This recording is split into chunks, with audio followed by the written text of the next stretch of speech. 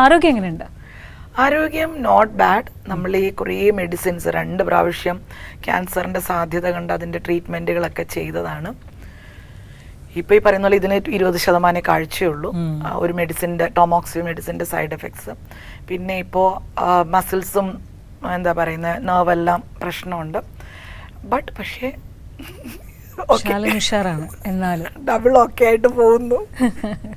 മക്കളുടെ പേര് കൂടെ കൊണ്ടു നടക്കുന്നതിന് ഭയങ്കര കൗതുകമായിട്ട് തോന്നിയൊരു കാര്യമാണ്. സാധാരണ അച്ഛൻ്റെ അമ്മയുടെ പേരാണ് മക്കൾ കൂടെ കൊണ്ടു നടക്കാറുള്ളത്. പക്ഷെ വ്യത്യസ്തമായിട്ട് നമ്മൾ ഒരമ്മ 2 കുട്ടികൾ, ഒരു ആൺകുട്ടിയുടെയും പെൺകുട്ടിയുടെയും പേര് സ്വന്തം പേരിൻ്റെ ഒപ്പം ഇങ്ങനെ കൊണ്ടു നടക്കുകയാണ്. അതിൻ്റെ സുഖം എത്രത്തോളം ഉണ്ട്?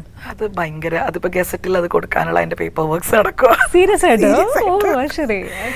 അത് ഞാൻ പറഞ്ഞ ആസ് ഒരു സ്ത്രീ എന്ന നിലയിൽ നമ്മളിപ്പോൾ പണ്ട് മുതലേ പറയുന്ന പോലെ ജനിച്ചു കഴിയുമ്പോൾ നമ്മൾ അറിയാതെ നമ്മുടെ വീട്ടുകാരൊരു പേരിടും. ആ പേരിനോടൊപ്പം സ്കൂളിൽ ചേർക്കുമ്പോൾ അപ്പൻ്റെ പേര് ചേർത്ത് വെക്കും. ഇപ്പം അങ്ങനെയൊന്നുമില്ല, ഇപ്പം മാറി. ഏത് പേര് അമ്മയുടെ പേരും ചേർത്തിടുന്നവർ അപ്പൻ്റെ പേര് ചേർത്ത് വെക്കും. കല്യാണം കഴിയുമ്പോൾ ചിലയിടങ്ങളിൽ അത് മാറ്റണ്ട, ചിലയിടങ്ങളിൽ നിർബന്ധമായിട്ട് അത് മാറ്റേണ്ടി വരും. അതങ്ങനെ പറയും. അപ്പോൾ എനിക്ക് ഇപ്പോൾ ഒരു ചെറിയൊരു സംഭവം ഓർമ്മയുള്ളത്, ഇടയ്ക്ക് ഞാൻ എൻ്റെ ഹസ്ബൻഡിൻ്റെ വീട്ടിൽ വെച്ച് ഞാൻ ഒത്തിരി വയറുവേദന എടുത്ത് ഞാൻ ഹോസ്പിറ്റലിൽ പോയിട്ട് തിരിച്ചു വന്നു. നാത്തൂനാ കൂടെ വന്നത്. എല്ലാം കഴിഞ്ഞു, പ്രശ്നം കഴിഞ്ഞു വരും. രാത്രി വീട്ടിൽ ഭയങ്കര ബഹളം, ഭയങ്കര ടോക്സിക് ആവും. ചില സമയത്ത് ഒരു പെങ്ങളുണ്ട്, ഭയങ്കര ബഹളം. ചോദിച്ചപ്പോൾ ഞാൻ ആശുപത്രി പോകുമ്പോൾ എൻ്റെ ഹസ്ബൻഡിൻ്റെ പേര് ചേർത്തിട്ടാണ്, എൻ്റെ പേരിൻ്റെ കൂടെ ഇങ്ങനെ ഉണ്ട്, അത് ഞാൻ പറയാറുണ്ട്. പക്ഷെ അവൾ നിന്റെ പേര് പറഞ്ഞില്ല, അവളുടെ പേര് മാത്രം. ഇവിടെ വയറുവേദന എടുത്തിട്ടാണ് പോയത്. അന്നേരം സ്വന്തം പേര് പോലും പറയാനുള്ള ആവതില്ല. അപ്പൊ അങ്ങനെ ഉണ്ടായിരുന്ന ഒരു ഫാമിലിയാണ്. അപ്പൊ അവിടെ ഹസ്ബൻഡിന്റെ പേര് നമ്മൾ ഓട്ടോമാറ്റിക്കലി നമ്മുടെ പേരിനോടൊപ്പം ചേർക്കുന്നു. വിസ പ്രോസസ്സിങ്ങിനൊക്കെ നമുക്ക് അങ്ങനെ, അപ്പൊ അതിന്റെ പേരിൽ അങ്ങനെ ആവുന്നു. പിന്നീട് നമ്മുടെ ഞാൻ എപ്പോഴും പറയുന്നത്, ഒരു സമയം കഴിയുമ്പോൾ നമ്മളുടെ പാർട്ട്ണർ നമുക്ക് ആപ്റ്റായിട്ടോ അല്ലെങ്കിൽ പുള്ളിയുടെ ഇതിനോ നമ്മുടെ ചിന്താഗതികൾക്കോ നമ്മുടെ അല്ലെങ്കിൽ ചെറിയ പ്രശ്നങ്ങൾക്കോ അതാവാതെ അങ്ങോട്ട് പോകുമ്പോൾ അത് തുടരുന്നതിൽ കുഴപ്പമില്ല. പക്ഷെ അവിടങ്ങളിലെല്ലാം നമ്മളോളം വളർന്ന മക്കൾ നമുക്ക് മാതൃകയായിട്ട് മാറുമ്പോൾ എന്തുകൊണ്ട് മക്കളുടെ പേര് അവിടെ വെച്ചുകൂടാ? അതെൻ്റെ ഒരു തോന്നിയതാണ്.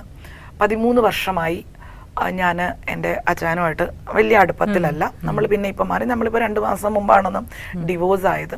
അതിനുശേഷം ഞാൻ പുള്ളിയെ പറ്റിയും കൂടുതൽ എങ്ങും പറയാറില്ല. എന്നാൽ പോലും കഴിഞ്ഞ 10 വർഷത്തോളമായി എന്നോ ആണോ നമ്മൾക്ക് അതിനൊരു ഇത് വന്നത്. എലിസും എബിയും മക്കളാണ്, അവരുടെ പേര് അറിയാതെ അതിലോട്ട് വന്നു. I M A proud mom. കാരണം ഞങ്ങൾ എൻ്റെ കടമ തീർത്ത ഒരമ്മയല്ല 13 വർഷം കൊണ്ട്. നമ്മൾ പറയത്തില്ലേ മക്കളെ ഭയങ്കര ഇതിൽ ഒറ്റപ്പെട്ടു പോയി, മക്കളെയും കൊണ്ട് വളർത്തി, അങ്ങനെ അങ്ങനെയുള്ള ഒരു അമ്മയല്ല ഞാൻ. 11, 15, 36 ഈ 3 സമയത്താണ് നമ്മൾ ഇൻഡിവിജ്വൽ ആയിട്ടുള്ള പേഴ്സൺസ് ആണല്ലോ. 11 പറയുന്നത് ഒരു ആൺകുട്ടിയാണ്, അവൻ്റെ എന്താ പറയുന്നത് കൗമാരം കഴിഞ്ഞാൽ വരുന്ന സമയം. അവിടെ മുതൽ ഞങ്ങൾ 3 ഒരുമിച്ചാണ് വളർന്നത്. ഇന്നും ഇപ്പോൾ ഞാൻ സുമിയോട് സംസാരിക്കുന്ന പോലും എൻ്റെ കുഞ്ഞുങ്ങൾക്കറിയാം ഞാൻ ഇന്നടത്താണ്, എന്തായി അതങ്ങനെ അറിയുന്ന അപ്ഡേറ്റഡ് ആണ് ഞങ്ങൾ 3 പേരും ഒരുമിച്ച് വളർന്നപ്പോൾ എൻ്റെ എല്ലാ വിജയവും അവരുടേതാണ്.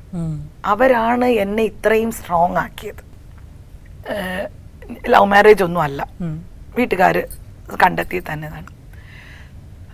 എൻ്റെ ലൈഫിൽ എനിക്ക് ഭയങ്കര ടോക്സിക് ആയിട്ട് എൻ്റെ ലൈഫിൽ എൻ്റെ മമ്മ വാസ് നോട്ട് എ സിംഗിൾ, എന്താ പറയുന്നത്, എൻ്റെ പാപ്പായും അമ്മയും എൻ്റെ 3.5 വയസ്സിൽ സെപ്പറേറ്റഡ് ആയിരുന്നു.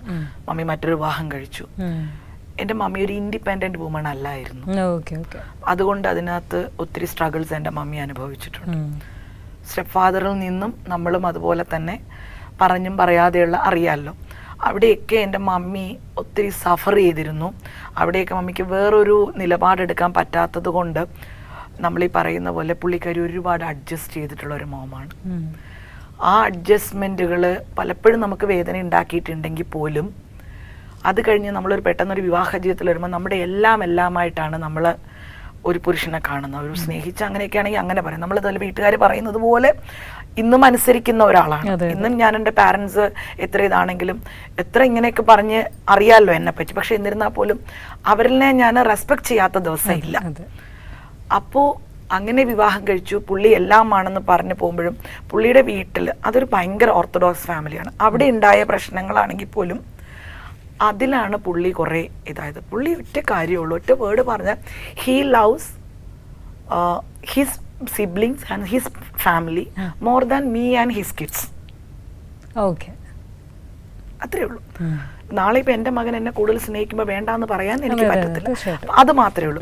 ആ ഒരു കാരണം കൊണ്ടാണ് രണ്ടാമതും ഇങ്ങനെ ഒരു അസുഖത്തിന്റെ സാധ്യതയൊക്കെ വന്നപ്പോ പുള്ളി പറഞ്ഞു, നീ ഇവിടെ നിൽക്ക്, ഞാൻ അവരോട് പോയി സമ്മതിപ്പിച്ചിട്ട് വരാം, സർജറിയുടെ ഡേറ്റ് ഒക്കെ. അങ്ങനെ പുള്ളി പോയതാ. പിന്നെ ഒരു 2 മാസം കഴിയുമ്പോൾ പുള്ളി പറയുന്നു, എൻ്റെ വീട്ടുകാർ പറയുന്നു, ഒന്നില്ലെങ്കിൽ നീ അല്ലെങ്കിൽ അവരെന്ന് തീരുമാനം എടുക്കാൻ. എൻ്റെ അമ്മയ്ക്ക് പ്രായമായി, അതുകൊണ്ട് ഞാൻ ആ തീരുമാനത്തിൽ നിൽക്കുക, നീ അവിടെ നിൽക്ക്. അപ്പോഴും നമ്മുടെ പ്രതീക്ഷ തിരിച്ചു വരുമെന്ന. ആ കാത്തിരിപ്പിനൊരു 10-12 വർഷം വേണ്ടി വന്നു. പക്ഷേ ആ കാത്തിരിപ്പിൻ്റെ ഇടയിൽ പുള്ളി പറഞ്ഞ ഒരു പാടുണ്ടല്ലോ, തിരിച്ചു വരും. അതുകൊണ്ട് തന്നെ ആ തിരിച്ചു വരുന്നത് വരെ ഞാൻ പുള്ളിയെ ശല്യപ്പെടുത്താൻ പോയില്ല. പക്ഷെ അവിടെ ഞാൻ 3000 രൂപയ്ക്ക് അടുക്കളപ്പണിക്ക് ജീവിതം തുടങ്ങി. വീണ്ടും 15-11 വയസ്സായ 2 മക്കളെയും കൊണ്ട് ജീവിതം തുടങ്ങുക, ചെയ്യാത്ത ജോലികളെല്ലാം ചെയ്ത്. ഇന്നും പുള്ളി ഒരു സിംഗിൾ പെനി പഠിക്കാനോ എന്തിനോ ഒന്നും പുള്ളി ചിലവാക്കേണ്ടി വന്നിട്ടില്ല. കാരണം ചോദിച്ചിട്ടുമില്ല, ഒന്നും ചെയ്തില്ല. മകൾ ഇന്ന് ഡോക്ടറാണ്, മകൻ ഇന്നൊരു മെക്കാനിക്കൽ എഞ്ചിനീയറിംഗ് കംപ്ലീറ്റ് ആയി ഫസ്റ്റ് ക്ലാസ് ഓൾറെഡി പാസ്സായ ആളാണ്. ആഫ്റ്റർ 13 years പുള്ളി ഒറ്റയ്ക്കായപ്പോൾ, ബാക്കിയുള്ള എല്ലാവരും മരിച്ച് എല്ലാം പോയപ്പോൾ, he likes to come back. അപ്പോൾ മക്കൾ പറഞ്ഞു സ്റ്റേ ദെയർ.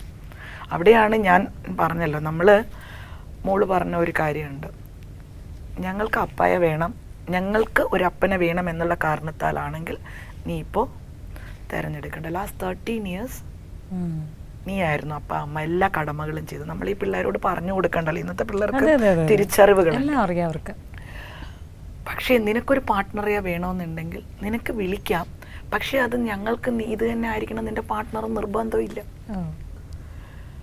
ഒരു നിലപാടെടുക്കാൻ. കാരണം ഇത്രയും വർഷം, അല്ലെങ്കിൽ ഞാൻ ഈ പറയുന്ന പോലെ നമ്മൾ ഈ ഭാരതസ്ഥ ആ ഒരു ഇതിൽ നമ്മൾ അങ്ങോട്ട് സാക്രിഫൈസ് എത്രയൊക്കെ നമ്മൾ സ്ത്രീ എന്ന് പറഞ്ഞാലും ചിലയിടത്ത് നമ്മൾ അറിയാതെ നമ്മൾ തന്നെ അതിനകത്തായി പോകും. അങ്ങനെ ആകുമായിരുന്നു. പക്ഷെ എൻ്റെ മക്കൾ സ്ട്രോങ് ആയിട്ട് എടുത്ത നിലപാടിലാണ് ഞാൻ. അതുകൊണ്ട് തന്നെ പോയി ഒരു ദിവസം കൊണ്ട് ഒപ്പിട്ട ഒരു പേപ്പറാണെങ്കിൽ പോലും എന്നെ സംബന്ധിച്ച് അയാൾ എൻ്റെ ഒരു നല്ല സുഹൃത്ത് തന്നെയാണ്. അപ്പോൾ പിന്നെ വേറൊരു കാര്യമുണ്ട്, നമ്മളൊരു സോഷ്യൽ പ്ലാറ്റ്ഫോമിൽ നിൽക്കുമ്പോൾ, നമ്മളൊരു സോഷ്യലി ആളുകളെ ചേർത്ത് പിടിക്കുമ്പോൾ, നമ്മുടെ ഫാമിലിയും നമ്മളെയും കളഞ്ഞിട്ടൊന്നും അല്ല നമ്മൾ സോഷ്യൽ വർക്കിന് പോകേണ്ടത്. അതിന് യാതൊരു അർത്ഥം ഉണ്ടാവില്ല. നാളെ നമ്മളെ നോക്കി ആരും ഒരു 4 പേരിൽ നമ്മളെ നോക്കി ചൂണ്ടാനും ഇടയാവരുത്. സോ ഞാൻ അതുകൊണ്ട് പുള്ളിക്ക് ഇപ്പോൾ ഇടയ്ക്ക് സുഖമില്ലായിരുന്നു, ഞാൻ വിളിക്കും, ചോദിക്കും. പക്ഷെ പുള്ളി ഇങ്ങോട്ട് ഞാൻ ചോദിക്കുന്നതിന് റിപ്ലൈ പുള്ളി വിളിക്കില്ല. പുള്ളി ഇപ്പോഴും. എന്നിട്ട് ഞാൻ ഇടയ്ക്ക് ചോദിച്ചു, ഒരു കാര്യം വരൂ, ഞാൻ നമ്മൾ നോക്കാം എന്നൊക്കെ ഞാൻ പറഞ്ഞു. ഇപ്പോഴും ഞാൻ പറഞ്ഞു, ആരും ഹോസ്പിറ്റലിൽ പോകാനില്ലെങ്കിൽ വിളിക്കൂ, ഞാൻ വരാം. അപ്പോഴും വേണ്ട, എനിക്ക് എൻ്റെ സഹോദരങ്ങളുണ്ട്. Still he says he's in a secure world. അത് മതി എന്നുള്ളൊരു, അത് പുള്ളി ഭയങ്കര സെക്യൂർ ആയിട്ടുള്ള വേൾഡിലാണ് പുള്ളി നിൽക്കുന്നത്. അതിൽ നിന്ന് പുള്ളി വരാൻ താല്പര്യമില്ല. ബട്ട് എന്തെങ്കിലും ഒരിക്കൽ വരും എന്നുള്ളൊരു പ്രതീക്ഷയില്ല. അന്നിപ്പോൾ ഡിവോഴ്സും കാര്യങ്ങളൊന്നും വിഷയമുള്ള കാര്യമൊന്നും അല്ലല്ലോ. സ്റ്റിൽ യു ആർ വെയിറ്റിംഗ് അല്ലേ? ആ വാക്കുകൾ എനിക്ക് അതാണ് മനസ്സിലായത്. Why not? അതിനകത്ത് വേറെ സോറി, അതിനകത്ത് സുമി ഞാൻ പറഞ്ഞില്ലേ, because of him I got 2 kids. Whatever circumstances, എന്തൊക്കെ പ്രശ്നം ഉണ്ടായാലും എൻ്റെ മക്കൾ ചിലപ്പോൾ എൻ്റെ കൂടെ തന്നെയാണ്. കഴിഞ്ഞ 10-14 വർഷമായിട്ട് ഞാൻ തന്നെയാണ് അവരുടെ ലൈഫിനെ മുന്നോട്ട് കൊണ്ടുവന്നത്. ഡിസിഷൻസ് മേക്കർ എല്ലാം ഞാൻ തന്നെയാണ്. മീൻസ് അങ്ങനെയല്ല, എൻ്റെ ഫ്രണ്ട്സാണ് എൻ്റെ കൂടെ, അല്ലാതെ ബാക്കി ഉണ്ടായിട്ടുള്ളത്. പക്ഷേ ഞാൻ ഇന്നിങ്ങനെ ഇരിക്കാനായിട്ട് ഇടായിട്ടുണ്ടെങ്കിൽ എന്തൊക്കെയാണെങ്കിലും ആ 2 കുട്ടികളെ പുള്ളി സമ്മാനിച്ചത് കൊണ്ട് തന്നെ. സോ പിന്നെ നമുക്ക് പ്രശ്നങ്ങൾ എല്ലായിടത്തും ഉണ്ടാവും, ടോക്സിക് ആയിട്ടുള്ളതൊക്കെ ഉണ്ടാവും. അതുകൊണ്ട് നമ്മളൊരാളെ വെറുക്കാൻ അതൊന്നും കാരണമാകത്തൊന്നുമില്ല. ഞാൻ അങ്ങനെ ചിന്തിക്കുന്ന ഒരാളാണ്. അത് എന്തുകൊണ്ടാണെന്നൊന്നും എനിക്കറിയില്ല. പുള്ളി ഇപ്പോൾ എനിക്ക് വേറൊരു മനുഷ്യൻ തന്നെയാണ്. ആ മനുഷ്യൻ എന്നോ എൻ്റെ ഭർത്താവായിരുന്നു എന്നുള്ളതും സത്യമാണ്. അതുകൊണ്ട് പുള്ളിയുടെ വീട്ടുകാരെ ഒരുപാട് സ്നേഹിച്ചു എന്നുള്ള കാരണത്താൽ പുള്ളി ഒറ്റയ്ക്കായി പോയ ഒരാളാണ്. സോ അതുകൊണ്ട് തന്നെ ഞാൻ ആ പുള്ളിയെ വെറുക്കേണ്ട കാര്യമില്ലെന്നാണ് എനിക്ക് തോന്നുന്നത്. So still it's God. അതെങ്ങനെ പോകണം? എൻ്റെ മകള് എന്നോട് ഇപ്പോഴും കുറേ കാര്യങ്ങൾ പറയും. ഞാൻ പറഞ്ഞില്ല അന്ന് ഇപ്പം ഞാനത് പറയത്തില്ല. ഞാൻ പറയുന്നൊരു ഒരു ഇൻഡിപെൻഡൻറ്റ് വുമൺ അല്ലായിരുന്നു ഞാൻ പലപ്പോഴും. ഒരു ഇൻഡിപെൻഡൻസി വരുമ്പോൾ നമുക്കറിയാം ഫൈറ്റ് ചെയ്യാനുള്ള ഒരു ഉള്ളിൻ്റെ ഉള്ളിൽ നിന്ന് നമുക്ക് വരുന്ന ഒരു ഇതുണ്ട്. ഇപ്പോൾ മക്കൾ രണ്ടുപേരും അടുത്തില്ല, ഞാൻ ഒറ്റയ്ക്കാണ് ഞാനിപ്പോൾ ജീവിക്കുന്നത് പോലും. അവിടെ നമുക്ക് നിലപാടുകൾ എടുക്കാനും ഞാൻ എൻ്റെ മക്കളെ പഠിപ്പിച്ചിട്ടുള്ള നിങ്ങൾക്ക് എൻ്റെ മക്കളോട് ഞാനിപ്പോൾ പറയുന്ന തരം, നിങ്ങൾ എവിടെയെങ്കിലും ഒരു ടോക്സിക് ആണ് ഒരു റിലേഷൻഷിപ്പ് തോന്നിയാൽ നിങ്ങൾ ക്യൂട്ട് ദാറ്റ് വൺ, അതിൽ നിന്ന് തിരിച്ചു വരിക എന്നുള്ളത്. എന്നെപ്പോലെ അതങ്ങനെ അതിനെ അക്സെപ്റ്റ് ചെയ്ത് അങ്ങനെ നിൽക്കേണ്ട കാലഘട്ടം മാറി സുമി. ഇപ്പോഴും നമ്മൾ കാലഘട്ടത്തിനനുസരിച്ച് നമ്മൾ മാറേണ്ടിയിരിക്കുന്നു. ഒരു കാലത്ത് എത്ര വുമൺ ഓൺട്രപ്രണേഴ്സാണ് ഉണ്ടായിരുന്നത്? ഹസ്ബൻഡിൻ്റെയോ വീട്ടുകാരുടെയോ വീട്ടിലെ കുടുംബസ്വത്തിൻ്റെയോ പിൻബലത്തിൽ ഓൺട്രപ്രണറായ സ്ത്രീകളായിരുന്നു ഒരു കാലത്ത് നമ്മൾ കണ്ടുകൊണ്ടിരുന്നത്, സത്യം അല്ലേ? ഇന്ന് പക്ഷെ അങ്ങനെയല്ല. ജീവിക്കാൻ വേണ്ടിയിട്ട് ഒരാളുടെ മുൻപിലും മുണ്ട് അഴിക്കാൻ തയ്യാറാകാതെ എന്ത് ജോലിയും ചെയ്യാൻ തയ്യാറാകുന്ന സ്ത്രീ സംരംഭകരെയാണ് നമ്മൾ കാണുന്നത്. തീർച്ചയായിട്ടും. അപ്പോൾ കാലഘട്ടം മാറുന്നതിനനുസരിച്ച് എൻ്റെ ചിന്താഗതികൾ ഇപ്പോൾ മാറുന്നു. അതുകൊണ്ട് തന്നെയാണ് എൻ്റെ വിവാഹം 22ാമത്തെ വയസ്സിലാണ് കഴിഞ്ഞത്. എൻ്റെ അമ്മ പറഞ്ഞൊരു കാര്യമുണ്ട്, എനിക്ക് ഇളയതൊരാൾ നിൽക്കുന്നു, അതുകൊണ്ട് നീ പെട്ടെന്ന് വിവാഹം കഴിക്കണം. ഇന്ന് എൻ്റെ മകൾ 26ആയി. അവളോട് ഞാൻ പറഞ്ഞേക്കുന്നത്, നിനക്ക് എപ്പോൾ അത് തോന്നുന്നുവോ അപ്പം മതി. ഇപ്പം എൻ്റെ മമ്മി എപ്പോഴും പറയും, അത് ഇങ്ങനെ ഒരു അമ്മായിയമ്മയായിട്ട് ഒരു ഒതുങ്ങിത്തുണ്ട്. നെവർ. നിനക്കെപ്പോൾ തോന്നുന്നു, നിൻ്റെ ലൈഫിൻ്റെ ചോയ്സ് എപ്പോഴാണ്, നിനക്ക് എന്താണ് ചെയ്യേണ്ടത്, ആ തീരുമാനം എടുക്കാൻ എൻ്റെ അമ്മയിൽ നിന്ന് എനിക്കുള്ള മാറ്റം അതാണ്. ആ ഒരു മാറ്റം ഇപ്പം എൻ്റെ മകളിലുണ്ട്. അതുകൊണ്ടാണ് മക്കളുടെ പേരിൽ ഞാൻ അറിയപ്പെടുന്നത്. അതെ. എന്താണ് മക്കളെ അമ്മയെ വിളിക്കുന്നത്? ഞാൻ ഇടയ്ക്ക് കേട്ടു, അതൊന്ന് അറിയാൻ വേണ്ടി, ചുമ്മാ ഒരു രസം. എല്ലാം വിളിക്കുമല്ലേ? അതുകൊണ്ട് അങ്ങനെയൊന്നുമില്ല. അതെന്തെങ്കിലും ഫ്രണ്ട്സിന് നമ്മള് വിളിക്കുന്ന പോലെ നീ അല്ല, ഞാൻ പറഞ്ഞില്ലേ അവളുടെ 15ാമത്തെ വയസ്സിലാണ് അപ്പൊ ഞങ്ങൾ ഇട്ടിട്ട് പോകും. അപ്പൊ അവള് 11th ജോയിൻ ചെയ്യാൻ നിൽക്കണു. അപ്പോൾ CBSE സ്കൂളിൽ നിന്ന് ഗവൺമെന്റ് സ്കൂളിലേക്ക് പഠിക്കാൻ പോകണം. അപ്പോൾ അവിടെ ഡൊണേഷൻ ചോദിക്കുന്നു, അത് കൊടുക്കാൻ നമ്മുടെ കയ്യിൽ വഴിയില്ല. അപ്പൊ എന്നോട് തിരിച്ചു, അതേ നീ എന്നെ എങ്ങനെയെങ്കിലും 12ാം ക്ലാസ് പഠിപ്പിക്കും, ഞാൻ റിസപ്ഷൻ ജോലി ചെയ്ത് നിന്റെ കടം വീട്ടു. അത് ആ ഒരു മുഖമുള്ളൊരു 15 വയസ്സുകാരി പറയുന്നത് എനിക്കിപ്പം മനസ്സിലേക്ക് വന്നു. ശരിക്കും അങ്ങനെ പറഞ്ഞത്. ഇന്ന് ഞാൻ അവളെ ഡോക്ടറാക്കാൻ പഠിപ്പിച്ചു. ഇന്ന് അവളിപ്പോ മാക്സ് ഹോസ്പിറ്റലിൽ കഴിഞ്ഞിട്ട് ഇപ്പൊ അവൾ 1 വർഷം കഴിഞ്ഞു. അവിടുത്തെ പഠിത്തമെല്ലാം കഴിഞ്ഞിട്ട് 1 വർഷം കഴിഞ്ഞിട്ട് അവള് ട്രെയിനിങ് കഴിഞ്ഞിട്ട് ഇപ്പൊ അവള് സ്റ്റഡിക്ക് പോകണം. എന്നോട് പറഞ്ഞു, ഇപ്പൊ ഞാൻ UK എവിടെയെങ്കിലും പോയാൽ 3-3.5 ലക്ഷം രൂപ ശമ്പളം കിട്ടും, അത് കടമെല്ലാം ഇപ്പൊ തീർക്കാം, പക്ഷേ എന്നെ ഒരു വർഷം കൂടെ സഹിക്കാവൂ, അത് എനിക്ക് കുറച്ചുകൂടെ കഴിഞ്ഞാൽ ഞാൻ ഇതിനേക്കാളും ഞാനൊരു എക്സാമിന് പ്രിപ്പയർ ചെയ്യുന്നു, സോ അതുവരെ എന്നെ കൊണ്ടുപോകാൻ പറ്റുമോ എന്നൊക്കെയാ ചോദിക്കുന്നത്. അത് കയറുന്നില്ല. അപ്പൊ ഞാൻ പറഞ്ഞു, ഇത്രയും നാളും നോക്കിയില്ല, ഇനി അതുകൂടെ നോക്കാം. 1 വർഷം. പിന്നെ അത് കഴിഞ്ഞ് ചോദിച്ചു, 1 വർഷം കഴിഞ്ഞിട്ട് അത് എക്സാം. അപ്പൊ ഇടയ്ക്കൊരു പേടി തോന്നി, എല്ലാവരും തോറ്റു പോകുന്ന എക്സാം, ഇന്ത്യയിൽ നിന്ന് ആരും കിട്ടിയിട്ടില്ല എന്നൊക്കെ പറഞ്ഞു. അപ്പൊ ഞാൻ തിരിച്ചവളോട് ചോദിച്ച ചോദ്യമുണ്ട്, 16ാമത്തെ വയസ്സിൽ 15ാം വയസ്സിൽ നിനക്ക് പഠിക്കാൻ പറ്റുമെന്ന് നീ ചിന്തിച്ചിരുന്നില്ല. 16ാം വയസ്സിൽ 3 ദിവസം ഹാർട്ടിനെ ഒരു എന്താ പറയാ ഒരു വൈറസ് ബാധിച്ചിട്ട് അവൾ 3 ദിവസം SUT ഹോസ്പിറ്റലിൽ ICUലായിരുന്നു. അന്ന് ഡോക്ടേഴ്സ് പറഞ്ഞതാണ്, ഇനി അധികം ഒന്നും പുറത്ത് വിടരുത്, വീട്ടിൽ തന്നെ ഇരുത്തണം, ഇൻഫെക്ഷൻസ് ആവും.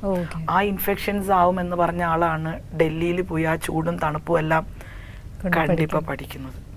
സോ ലൈഫിന് അതിൻ്റെ പാട്ടിന് വിട്, ബാക്കിയൊക്കെ വരും. തോൽവിയൊന്നും വിഷയമുള്ള കാര്യമല്ല.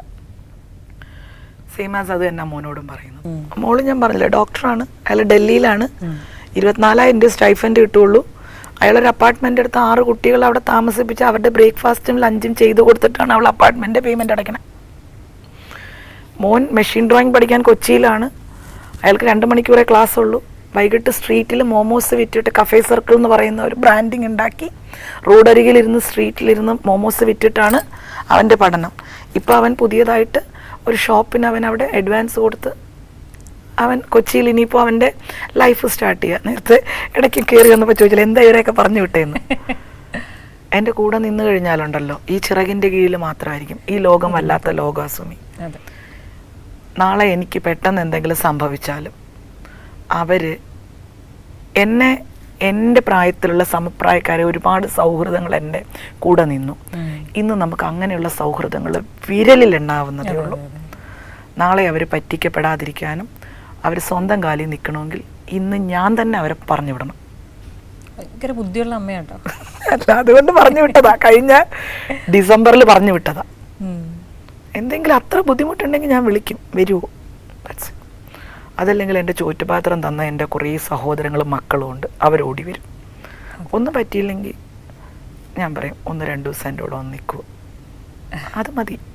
നാളെ നമ്മൾ അവർക്കൊരു ഭാരമാവരുത്. ഭാരമല്ല ഒരിക്കലും സഹോദരങ്ങളും മക്കളുമൊക്കെ. പക്ഷേ ഇന്നത്തെ സമൂഹത്തിൽ ഇന്ന് നമ്മൾ ജീവിക്കണമെങ്കിൽ തെറ്റും ശരിയും എന്നും പറഞ്ഞു കൊടുക്കാൻ നമ്മൾ ഉണ്ടാവണമെന്നില്ലല്ലോ. അതുകൊണ്ട് ഇന്നിപ്പോൾ ഒരു 6 പേർക്ക് എത്ര കിലോ ആട്ട വേണം എന്ന് ചോദിച്ചാൽ 26-കാരിയായ ഡോക്ടർ മറുപടി പറയും. ഒരു മാസം ഒരു വീട് ഒറ്റയ്ക്ക് കൊണ്ടുപോകാൻ എത്ര രൂപ ചെലവാകുമെന്ന് ചോദിച്ചാൽ 23-കാരനായ മകനും മറുപടി പറയും. അതുകൊണ്ട് പിന്നെ അവരുടെ പേരല്ലേ എൻ്റെ കൂടെ വെക്കേണ്ടത്. തീർച്ചയായിട്ടും.